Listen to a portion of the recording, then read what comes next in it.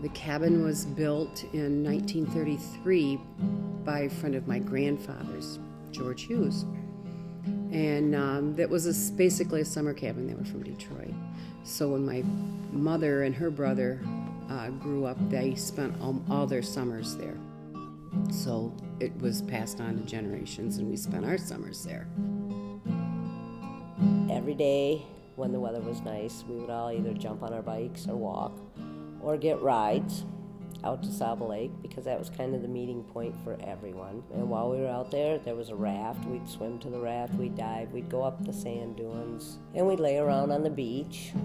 It was a lot of fun.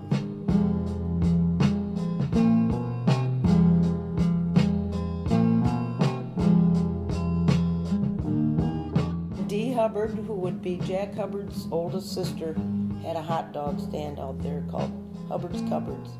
To this day, the best hot dog I've ever had. Only we worked up an appetite. You know how hungry you are when you swim all day? And we'd just spend our whole day out there. It was a ball. We used to also you'd go up on the sand dunes, and there's a lot of places in those crevices up there that, you know, that it snows out and then the sand would blow over the snow, so you could dig through the sand and dig snow. So in the summertime you could go up there and get a whole bunch of snow, and then we'd come down to the beach and have snowball fights and stuff like that. That was fun. Several of us went up on the sand dunes one evening to watch an eclipse, a full eclipse of the moon. And we had binoculars, and we were all just pumped. And after the moon came back, the eclipse passed. It took less than an hour and became a full moon. The northern lights came out at that same time and lit up the sky so brightly that it was almost like daylight. And they were beautiful. They were pink and they were green, and they were just shooting and doming above us. It was amazing. Spent a lot of time out there. It was the main beach for swimming and entertainment and meeting people and spending the day all summer long in those lazy days. We would get a group of kids or two of us or whatever, and we'd grab our swimming stuff or suntan stuff, blankets and lunches and whatever else, and we would all walk the 4 miles out there.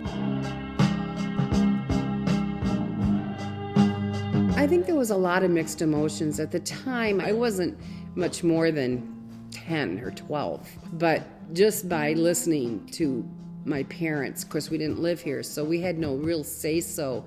It was actually a township decision to allow them to sell this and allow the park to come in. And there were a couple of people in town that were really pushing it, talking people into allowing this to happen.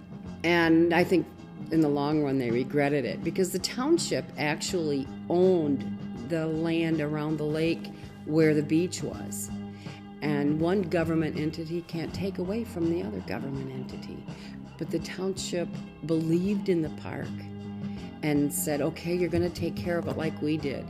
They sold it for $1. Where the boat ramp is, there was a big, long white house there. And that came down first.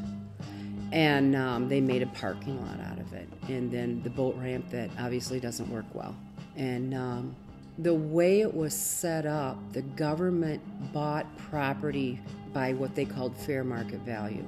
So we had around 3 acres, and it sold for less than $10,000. They put up an awful lot of keep out signs after they got the land, and that part of it bothers me. But I realize that if you're going to have a park, I guess that's what they do.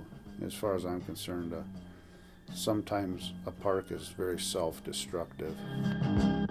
Even when I was in my 20s and you came out of the woods after you were done working, in the summertime, if it was nice out, you just grabbed a bar of soap and went to Au Sable Lake, you know. then after the Park Service kind of took over a little bit, and they got the property, and they were okay for a couple of years, and then the next thing you know, you had a park ranger there saying, "Hey, put that bar of soap away. You can't have soap in the lake." And so that changed that.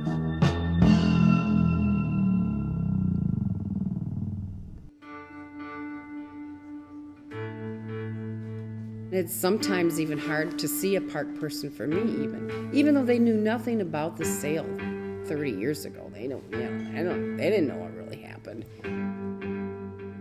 20 years ago, there was a lot of hate and discontent over the park coming in here.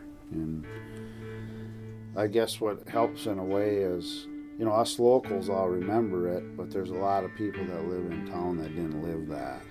So it's a little bit different, but it always bothered me, like with those old guys that,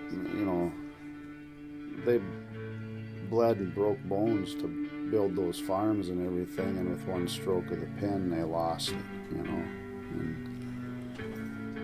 that always kind of bothers me.